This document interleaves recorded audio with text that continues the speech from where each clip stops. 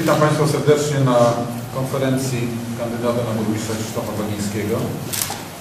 Na dzisiejszej konferencji przedstawimy Państwu liderów poszczególnych okręgów wyborczych miasta Białogard i listy kandydatów. Mam przyjemność zaprezentować Państwu następujące osoby. Okręg numer 1, pan Andrzej Adamczewski, kierownik Biura Powiatowego Agencji Restrukturyzacji i Modernizacji Rolnictwa, radny Rady Powiatu, członek Zarządu Powiatu. Okręg numer 2, pan Sławomir Domański, zastępca dyrektora Zespołu Szkół Ponadgimnazjalnych w Białogardzie, radny Rady Miasta Białogardu, zarazem jej przewodniczący. Okręg numer 3, pan Bogusław Stanczewski,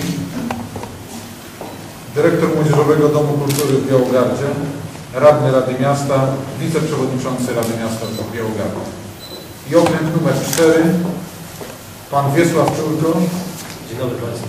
dyrektor Domu Pomocy Społecznej w Białogardzie, radny Rady Miasta w Białogardzie.